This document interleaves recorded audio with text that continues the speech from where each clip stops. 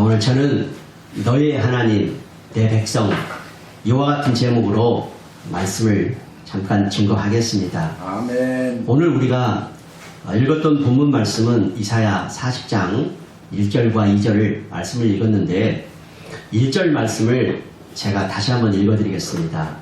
너의 하나님이 이르시되 너희를 위로하라, 내 백성을 위로하라, 이렇게 기록되어 있죠. 아멘. 그런데 오늘 이 말씀에서 눈에 확 띄는 그 말이 있어요.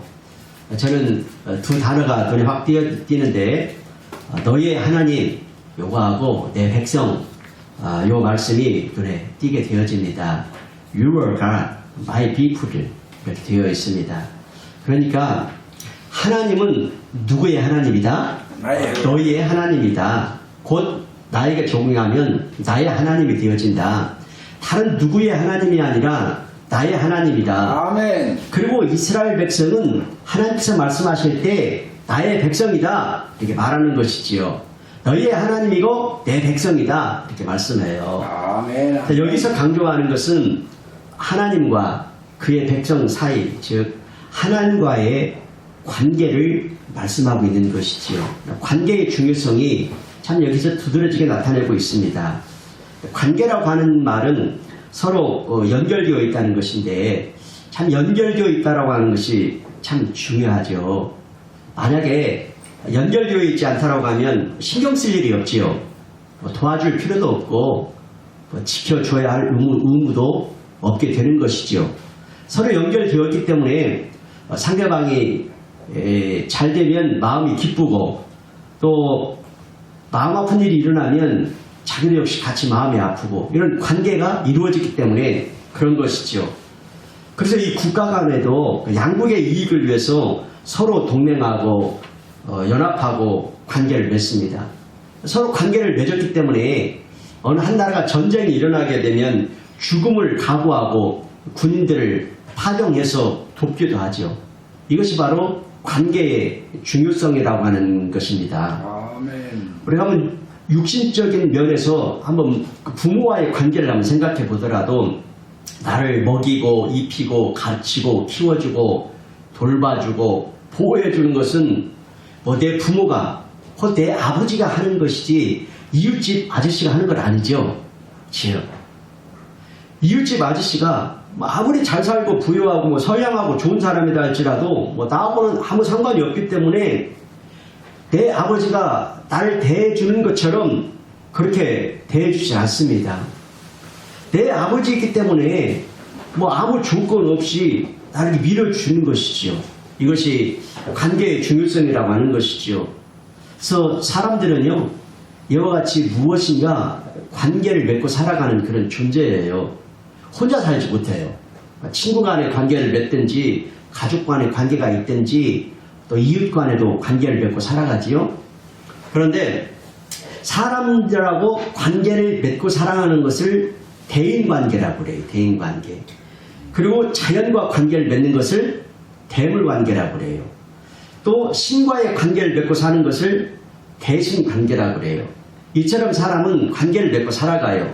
그런데 요 대인관계, 대물관계, 대신관계 이 관계들 다 중요하지만 근본적으로 가장 중요한 건 뭐냐? 대신관계라는 거죠. 신과의 관계.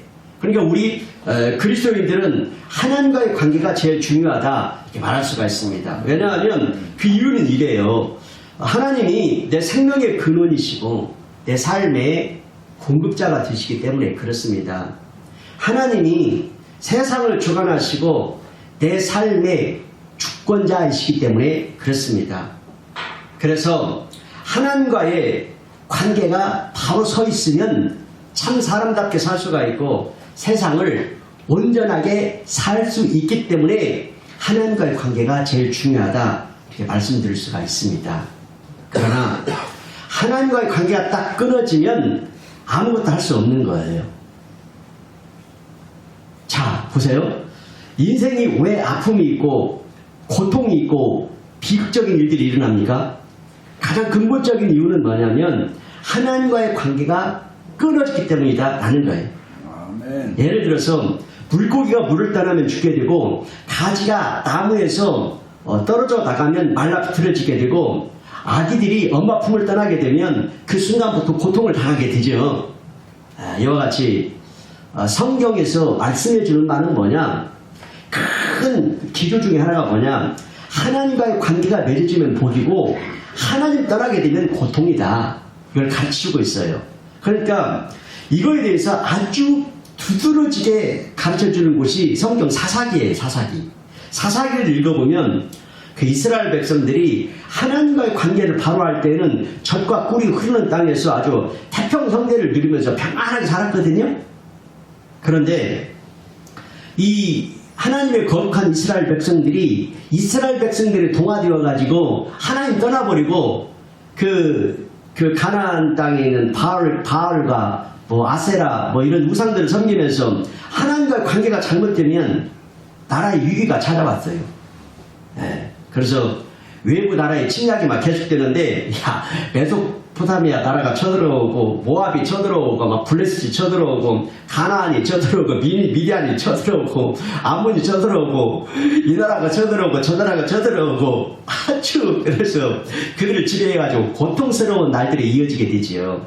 그러니까 하나님의 백성들이 하나님과의 관계가 어그러지고 잘못되니까 전쟁이 끊이지 않고 백성들이 고통을 당하게 되어지고 정신없이 혼돈과 어지러움 가운데로 빠져들어가는 것을 볼 수가 있어요. 그러다가 또 이스라엘 백성들이 하나님 앞에서 회개하고 하나님과 관계를 다리가 딱 세우면 하나님이 이스라엘 백성이 누구를 세워요? 사사를 세우지. 사사를 세워가지고 원수를 싹 물리치고 다시금 이스라엘에게 평화를 주시고 하나님의 영광을 회복시켜 주신다는 것이죠. 이것이 바로 사사기 기사의 반복적인 사이클을 통해서 우리에게 던져주는 하나님의 메시지였다는 것이지요. 말하자면 이 사이클을 한번 좀 더 이제 좀 구체적으로 좀 말씀드리면 이스라엘 백성이 타락하면 하나님이 뭐 했다? 심판했다. 심판. 타락하면 심판. 그럼 이스라엘 백성이 심판이니까 고통스럽고 힘들고 그러니까 어때요? 다시 하나님 앞에 찾지요. 회개하고 하나님께 나아가. 그럼 하나님이 사사를 보내가지고 구원시켜 주시죠. 그때부터 이스라엘 백성 전쟁이 없어. 태평성대, 평화. 이 사이클이 사사기에 계속 반복되는 거예요. 타락, 심판, 회개, 구원, 평화. 이 사이클이. 그러니까 한마디로 하나님과의 관계를 바로 하라는 메시지가 사사기의 메시지였어요. 우리 개인의 삶도 마찬가지겠죠. 하나님과의 관계를 바로 하고 있으면 영원히 잘됨같이 범사에 잘되고 강건하고 평안한 삶을 살 수가 있다는 것이지요. 그러나 하나님과의 관계가 잘못되면 그때부터 참 꼬이기 시작합니다. 인생 고달파집니다. 갑자기 환란이 다가오고 힘들어지고 어려워지고 질병이 생기고 가정에 불화가 오고 삶이 막 막막해지고 자꾸 나를 괴롭히는 원수들이 막 닥치게 되고 이런 일 저런 일 그런 일들이 자꾸만 고통스럽게 하지요. 여러분 살면서 핸드폰 안 잊어버리고 지갑 안 잊어버린 것으로도 감사하며 사시기 바랍니다. 지난주에 우리 사모가 일평생에 핸드폰을 한번 잊어버리는 경험을 했어요. 핸드폰 잊어버려가지고 지난 금요일이죠. 그래 그거 얼마나 제 마음 졸이면서 그 속에 카드도 들어있고 이것저것 들어있는데 복잡한 일들이 많이 펼쳐지잖아요.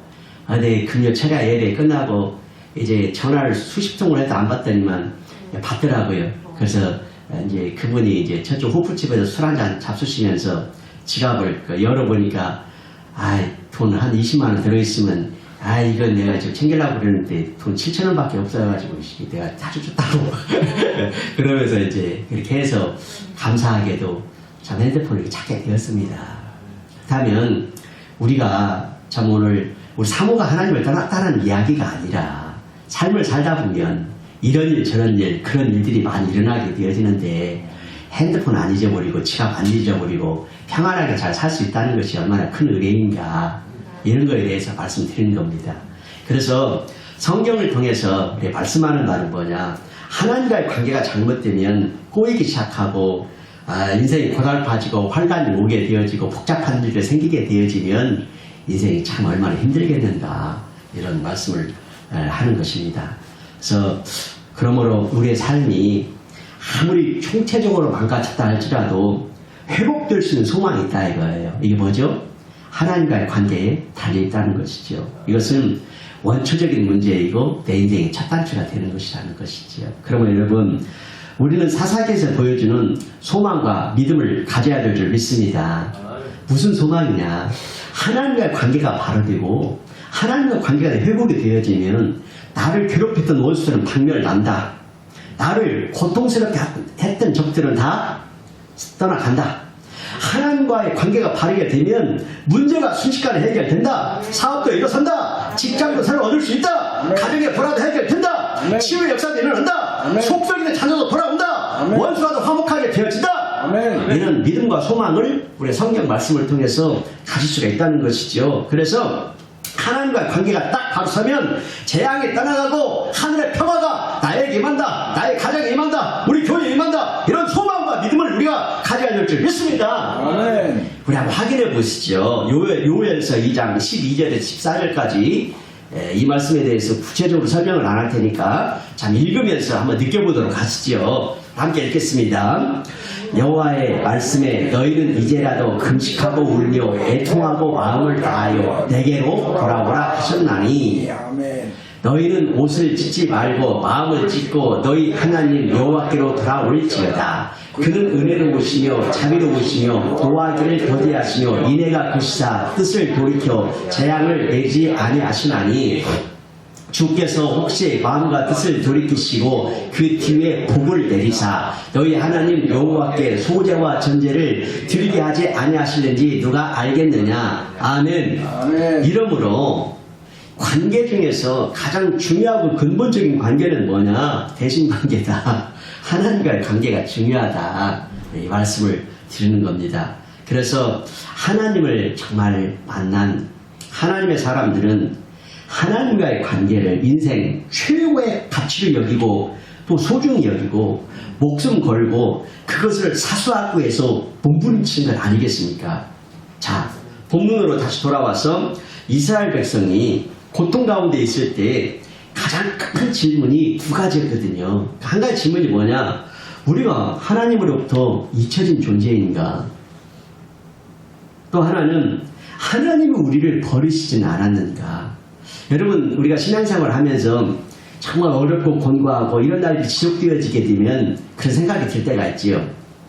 내가 하나님께 잊혀지진 않았나? 하나님께 버림받지는 않았나? 이런 두려운 생각이 들 때가 있지요. 지금 이스라엘 백성들이 이런 상황이었어요. 그래서 바벨론의 포로가 되었거든요. 바벨론의 포로 생활을 하고 있기 때문에 우리를 지켜주고 보호해주고 함께 하셨던 복을 주시고 평화를 주셨던 하나님이 우리를 잊어버리셨나? 우리를 버리셨나? 이런 생각을 하는 거예요. 왜냐하면 하나님께로부터 잊혀지고 버림받았다라고 하는 것은 저주를 받았다라고 하는 생각이 그들에게 있기 때문이었습니다. 그래서 이스라엘 백성이 이 두 가지 질문을 해서 아주 깊이 낙심하고 있을 때, 그래서 소망의 빛이 없다고 생각할 때, 하나님께 버림받은 무가치한 존재라고 절망하고 있을 때, 그토록 상심하면서 아픈 마음으로 어찌할 바를 모를 때 하나님이 그 백성에게 다가오셔서 하신 말씀이 오늘 본문 말씀이에요. 그 말씀의 핵심이 뭐냐면 나는 너희의 하나님이야. 너희는 내 백성이야. 이렇게 말씀하시는 거예요. 그래. 너희들이 하나님이 나를 잊으셨나? 생각하고 있지만 너희는 내 백성이기 때문에 내가 잊지 않았어. 내가 너희를 버리지 않았어. 이 말씀을 지금 하고 계시는 거예요. 그래서 이스라엘 백성들이 비록 우상 숭배를 하면서 죄를 짓고 하나님을 등지고 떠나서 하나님 백성답게 살지 못했을지라도 하나님은 다시 찾아오셔서 너는 내 백성이야. 나의 자녀야. 이렇게 위로해 주신 것이지요. 한번 하나님과의 맺어진 그 관계는 끊어질 수가 없다라고 하는 것을 말씀해 주고 있는 것이지요. 그러면 우리가 이 말씀을 통해서 분명코 놓치지 말아야 할 것은 우리의 삶이 아무리 힘들고 코로나로 인하여서 불안하고 두렵고 아무리 모든 것이 흔들려도 하나님과 나와의 관계가 그토록 소중하다는 거예요. 이 관계가 끊어져 버리면 그마저도 소망이 없어지기 때문이죠. 그렇습니다. 이스라엘 백성은 온갖 맞아서 성한 데가 없지만 하나님은 매를 들고 싶어서 매를 든 것이 아니죠. 어쩔 수 없이 징계하셨지만 하나님은 여전히 다가오셔서 나는 너희 하나님이고 너희는 내 백성이야 이렇게 말씀하고 계시죠. 다시금 그들의 상처를 싸매어 주시고 넘치는 위로로 회복시켜 주시죠. 그러면 우리가 붙들어야 할 것이 뭐냐? 그래, 나는 하나님의 백성입니다. 나는 하나님의 자녀입니다. 이런 정체성을 잃어버리면 안 된다는 거예요. 말하자면 예수님을 믿고 하나님의 자녀가 되었으니까 하나님과 나와의 관계를 의심하면 안 된다는 거예요. 비록 지금은 환난 중에 있다 할지라도 하나님이 내 기도를 듣지 않으시고 오래도록 침묵하고 계신 것 같다 할지라도 하나님과의 나와의 관계는 의심해서는 안 된다는 것이에요.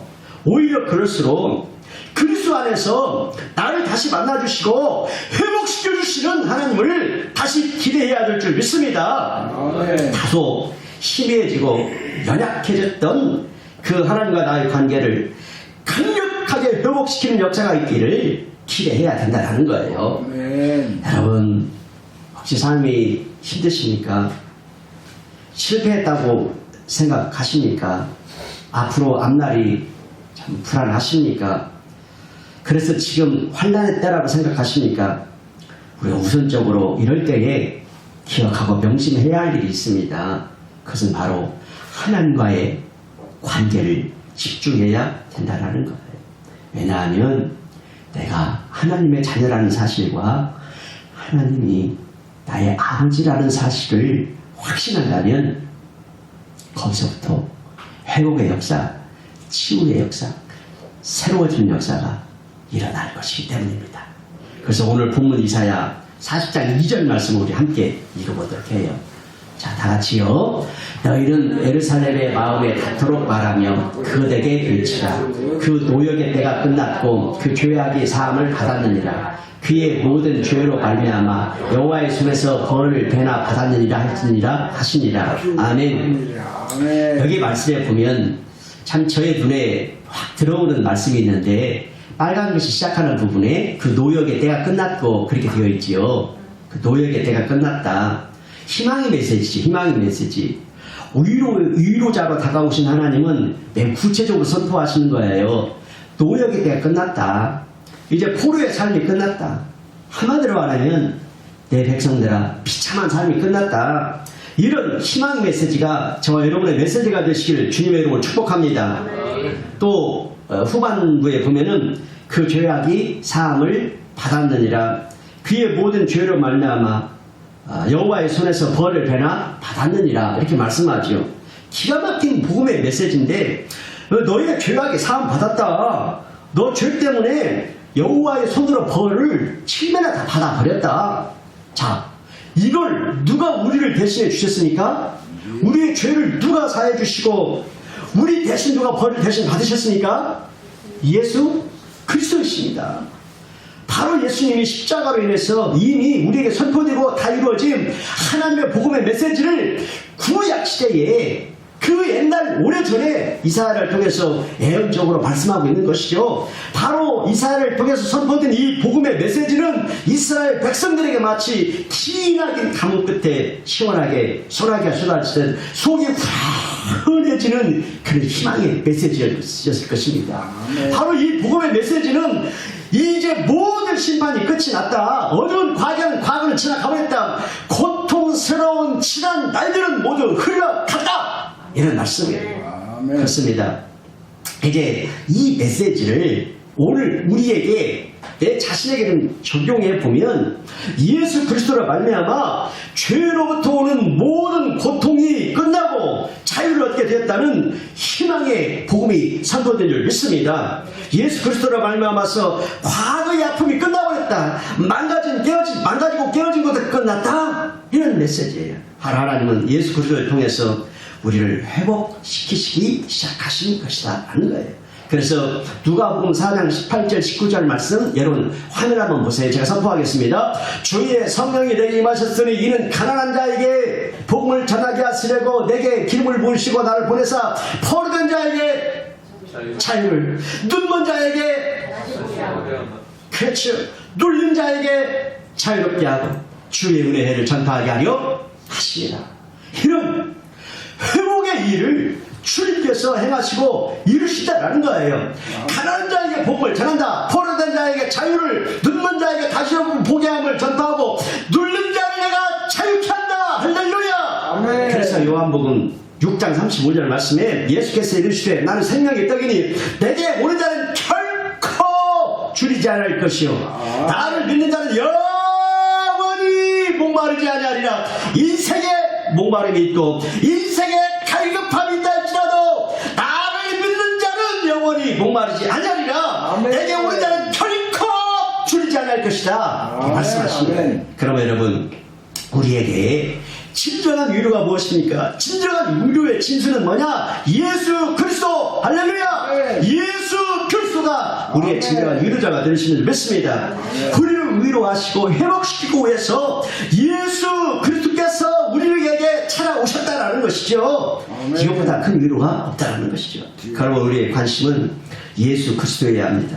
그분을 깊이 초청하고 친밀함으로 나갈 때 그분이 우리를 만나주시고 깊이 위로해 주시는 것이지요. 아멘. 진실로 우리가 예수 그리스도와 함께 하면 그 우리의 어두운 과거는 끝이 나버리고 아픔도 사라져버리고 하나님께서 위로와 회복과 놀라운 치료를 허락해 주시고 모든 교회에 대한 정죄도 끝나버리고 무거운 죄책감도 사라져버리고 하나님이 주신 자유함과 기쁨 가운데서 우리가 찬양하며 사는 자가 되는 줄 믿습니다. 아멘. 그래서 예수 그리스도와 함께하면 어두운 과거가 사라지고 죄로 인해 잃어버린 것들을 다시 찾게 됩니다.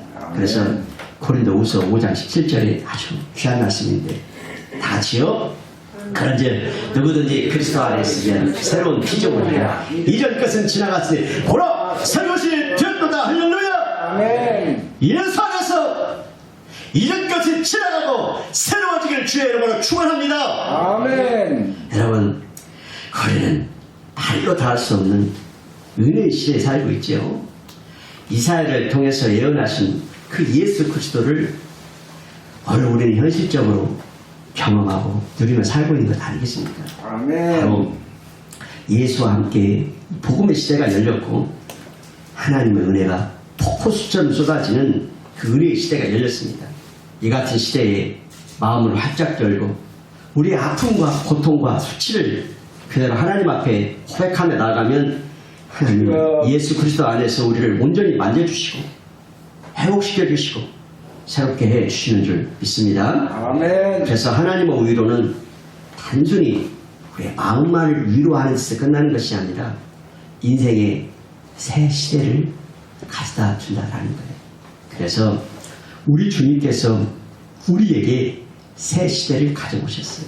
이 새 시대에는 마귀에게서 해방받고 눌림에서 자유케 되어지고 눈먼 자가 눈을 뜨게 되어지고 약한 자가 강건함을 얻게 되는 주의 은혜의 시대에 살고 있습니다. 그럼 여러분 오늘 증거한 이 말씀 속에서 가장 중요하게 생각해야 할 것은 하나님과 나와의 관계를 다시 한번 확인하십시다. 아멘. 그래서 우리를 위로하시고 회복시키기 위해 우리 인생 가운데를 찾아오신 예수 그리스도와 함께 성령의 은혜를 흡족하게 누리며 사시기를 주님의 이름으로 축원합니다. 아멘. 아멘.